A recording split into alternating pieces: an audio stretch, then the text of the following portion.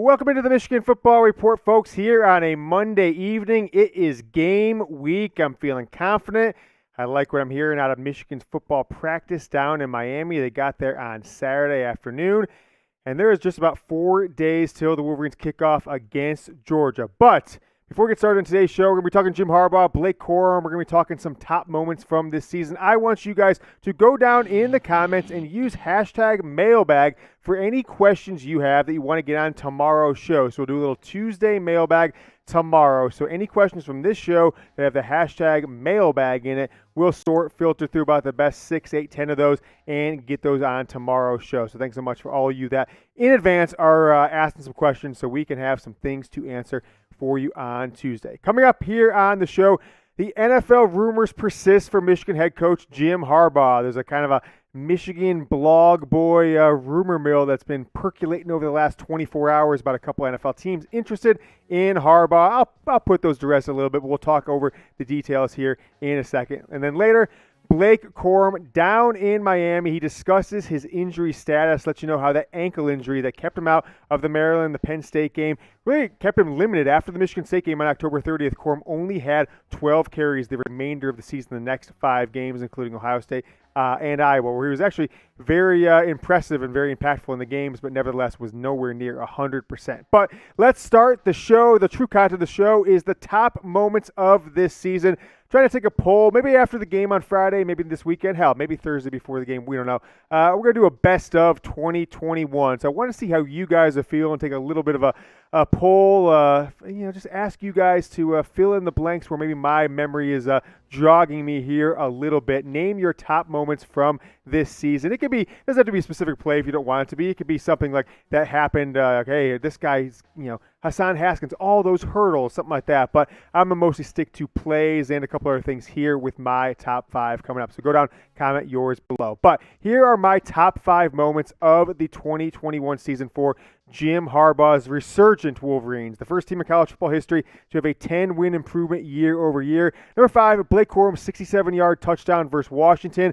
It was the one where Michigan scored early. He tossed up the peace sign as he's running into the end zone. Tyreke Hill retweeted it. You guys all know that one. And it was the first glimpse that they showed of America, of like an on-the-field, kind of behind the view of that amazing maize out. Probably the best maize out Michigan Stadium has ever had. Next up, I've got Donovan Edwards, 47 yards through the air on the run to Roman Wilson. Michigan goes up 14-0 early in the first quarter against Iowa. A 75-yard play, 47 yards through the air for Michigan's freshman running back. Number 3, it's more of a moment, not necessarily a play, but you knew Michigan was feeling good, feeling confident when they took my advice, your advice, made their first away trip at Wisconsin feel like a home atmosphere, took over the jump around. Wisconsin's sideline looked like they were deflated to start the fourth quarter. Michigan's looked like they were the home team about to win a national championship. You guys all remember what I'm talking about there.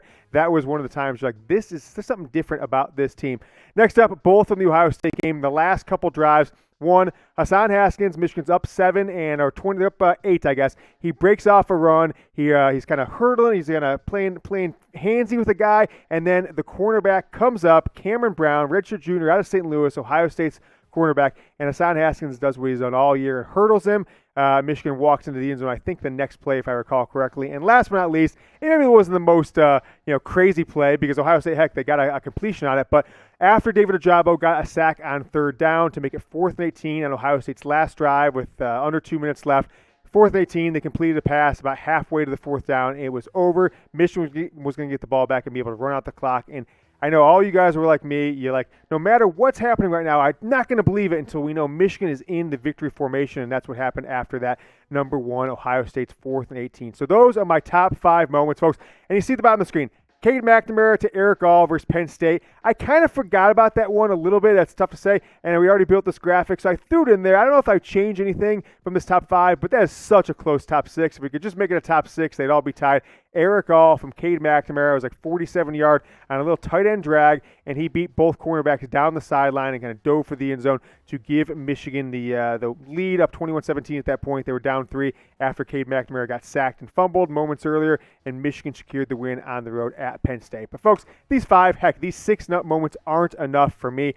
This is probably the most memorable season. Obviously you go back to 97 or 2016, 2003. We all know the seasons where Michigan had these big impactful wins, big impactful moments, but I'm just going to ramble off, not necessarily the top of my head. I jotted down a few here on my screen in front of me, ramble off some of my other moments that I considered.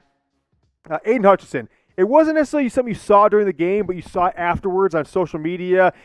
Him kind of yelling, talking trash to the Ohio State offensive line. He said, "Bring it on, B word," is what he said in an interview afterwards. And the snap comes, he barrels over Ohio State's offensive left tackle. That was a hell of a play, one of the great moments of the year. David Ojabo sack on that third down against Ohio State to make it 4th and 18, to make the game pretty much out of sorts, out of the ability for Ohio State to come back. Blake Corum's touchdown run versus Iowa, where J.J. McCarthy gave him the read option and then caught up to him down the sideline when Corum cut back and was blocking for him all the way down the field. How about the sideline? We mentioned the Wisconsin one, the sideline getting rowdy, taking over in Nebraska, a game where Michigan was losing in the fourth quarter, needed some great plays. One from Michael Barrett, another play I'll talk about here. Michael Barrett, I'm sorry, I said Michael Barrett, that's one play. Brad Hawkins stripping Adrian Martinez with 1:45 left in a tie game on the road in Nebraska. J.J. McCarthy, that rollout kind of jump pass to Dalen Baldwin across the field versus Western Michigan. Cade McNamara, that flea flicker to Cornelius Johnson, the first score at Wisconsin. A couple other ones here. Andrew Anthony in a losing effort, but introduced himself to the world. 93-yard touchdown catch and run on a short little slant from Cade McNamara against Michigan State. And I kind of mentioned Michael Barrett, but that Michael Barrett backwards pass to A.J. Henning on the kickoff against Maryland, the backward lateral that Henning took to the house for a touchdown. So did we show my 5 one more time as I was rattling off there, producer Matthew behind the screen? If not, toss them up on the screen. If we did, let's just keep this bad boy rolling. There we go. We got them on team one more time. If you guys forgot, since I rambled off about 20 more plays, my top 5 plays of the year for Jim Harbaugh's Michigan football team: Blake Corum, Donovan Edwards, jump around versus Wisconsin, Hassan Haskins hurdling Ohio State's cornerback, and then the 4th and 18 that ended the game against Ohio State. One of the most electrifying, exciting moments of my life. Just the fact that you knew the game was finally over and you could exhale after a decade of losing to Ohio State. But the season's not over, folks. Michigan plays Friday night. They are underdogs to the Georgia Bulldogs by 7.5 points. The line bumped up to 8.5 for a moment, but now back down to 7.5, which is where it's kind of been. That was the first line, and now that's the line going into game week. Over/under on the game is 45, the combined total between the two teams. And if you want to bet on it, which I advise you to do because I think Michigan is going to win this game outright, make sure you do it with our sportsbook partner, BetUS. Promo code GoBlue gets your 125% deposit bonus. So example, you're a math major, I'm sure you know this, but for those of you who aren't, $100 in, you get an extra $125 in deposit bonus, $200, an extra $250, and you got to use that URL, chatsports.com/GoBlue. You've got to type that into your browser or your phone. Use it when you sign up, the promo code. If you don't, we can't track you very well to this deal here. It's still going on until kickoff on Friday. Go ahead and toss up on the screen. There it is. Email jersey@chatsports.com once you get going and make your first deposit with BetUS. We will get you a Michigan football Jordan brand jersey, not the knockoff stuff that you might get from one of our competitors, the official Jordan brand Michigan football jersey. So email us jersey@chatsports.com to redeem. We will fulfill the order, not BetUS. So don't go looking to them for it. We're going to ship it for you right here from Chat Sports. But I want you guys to go down in the comments, folks, predict the score of this game. We're going to talk Harbaugh here in a second. We're going to talk NFL for him, Blake Corum, and a little bit of Georgia. But let me know your score prediction, Michigan, Georgia. I made my score prediction a couple days ago. I can't remember what it was. It was like 30-17 Michigan. I want to continue to see how many of you guys think Michigan's going to win. And, hell, if anyone can get that score just on the money. Let's talk some news here in a second, starting with one Jim Harbaugh, Michigan's 7th-year head coach. Rumors are swirling on the blogosphere that 2 NFL teams, I guess the paid websites and some other little mini blogs, and I have no necessary insight onto this, but I thought I'd tell you guys because you may not follow every source out there for Michigan football, that the blog boy insiders are saying, look, the Raiders and the Bears are going to plan to pursue Harbaugh as their number 1 candidate once Michigan's season's over, and they're actually kind of claiming that, hey, they've already made back-channel communication to Harbaugh's people, whoever the hell those are, because Harbaugh, as far as I know, still does not have an agent. That a $12 million a year offer to leave Michigan after this year is on the table for Jim Harbaugh to leave and go be the Raiders head coach, go be the Bears head coach. Why would he have thed two teams? Well, coached in California for quite a long time, 13 or 11 years, San Diego, Stanford, and the and the 49ers. But prior to that, he was the quarterbacks coach at the Raiders. So you never know. He also met his wife at a P.F. Chang's parking lot in Las Vegas. So a little romance going on there. Also, the Chicago Bears. Why them? They drafted him in the first round in the 1987 NFL Draft. He was a quarterback there for less than a decade, but is still a guy that a lot of Bears fans still like and would love to see come back and be their head coach. Now, Harbaugh did donate the $2 million in bonuses he got for winning the Big Ten, winning the Big Ten East, being AP National Coach of the Year, and he still has a lot more that he could win for the national title and win the CFP semifinal, but he just donated $2 million back to the Michigan staffers. I don't think that necessarily is the actions of a guy who's looking for more money. But the offer might be from Michigan potentially based on the fact that these two guys here, James Franklin and Mel Tucker, just use the leverage of other schools like USC and LSU and Florida to level up their contracts, right? Mel Tucker is one of the top 5 paid coaches in college football. James Franklin's right in there in the top 5-ish, probably around number 10. I haven't pulled up the exact numbers.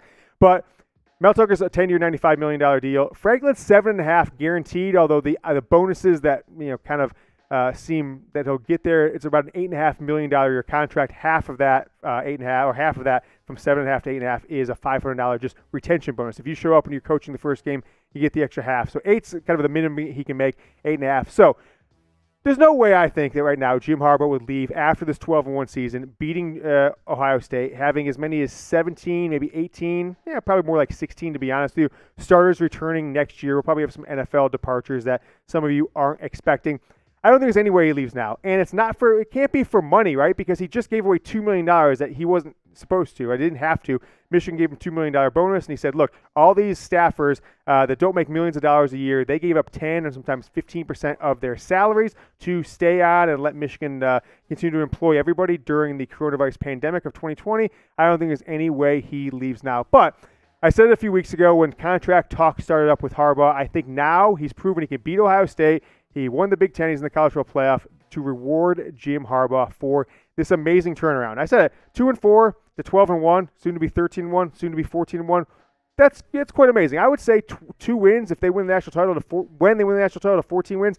That'll have to be the best turnaround at any level of football in I would say in history, right? 12-win improvement one year over another with nothing drastic changing. New coach or anything like that. So that would be amazing. I think it's time to reward Jim Harbaugh, give him another big contract like when he came to Michigan. But let me know, should Michigan reward Harbaugh with a $10 million plus offer, whatever it is, to get on that same level of Mel Tucker, a little brother up the street, James Franklin? I'm sure Ryan Day will get a contract extension at some point. And Jim Harbaugh is like the 4th lowest paid head coach in the Big Ten right now. So let me know why for yes and for no. I think yes, you don't want to go crazy with it, but I think they should probably give him an extension, something like 5 years, $50 million, something like that. Maybe even have a couple bonuses there where he still gets something for winning the Big Ten or winning the national title. Blake Corum is down in Miami. The football team was in a hotel in the Ann Arbor area for the 4 days leading up to Christmas. They traveled down Christmas morning to Miami, and they met virtually with the media over the last 24 hours. And Blake Corum, of course, like I told you last week, was asked about his ankle. It's been a lingering issue. And here's the most relevant quote from this interview is that he said, personally, I feel great. I feel like my ankle is finally back. I feel like I have a cutting ability, my speed, and my top-end speed. My burst, he kind of paused, and he says, I feel like I have all of that back. So that's Blake Corum on the ankle injury. If you don't remember, I mentioned at the top of the show, he was injured in the first quarter of the Indiana game. So basically missed that entire game and then sat out the next 2. Penn State, and then where they could have used him, right? Very close game. And then at Maryland, he made the trip for Maryland, but didn't play. But that's his hometown. Maybe just made the trip to be around friends, family, etc. Only 12 carries since the Michigan State game, right? So the last 2 months, 12 carries total. But one of those was against. One of those came against. I guess it was Maryland, and I'm sorry. Indiana. Right? Indiana, and then of course it was Ohio State, and then Iowa. So he had a big run, 2 big runs to start the third quarter for Michigan. First drive of the second half for Michigan in the third quarter against Ohio State. And then you guys all remember Michigan's big score in the first quarter, that 67-yard run on the read option from J.J. McCarthy, where McCarthy was all the way downfield. So I think as long as they haven't re-injured it, he should be at or near 100%. Like he said, we should have nothing to worry about. But there was some chatter that, hey, look, this guy's still not 100% as recently as a week and a half ago. and I'm excited to see what a healthy Michigan can do. They've never had this so far. They've never had a healthy Corum, Haskins, and Donovan Edwards all play in the same game, with Donovan Edwards doing what he did. The game they were healthy, Edwards really did never play for Michigan. Let's talk Georgia, the last topic on today's show. Does the defensive coordinator have one foot out the door? We haven't talked about this as much as I think potentially we should have, at least on this show.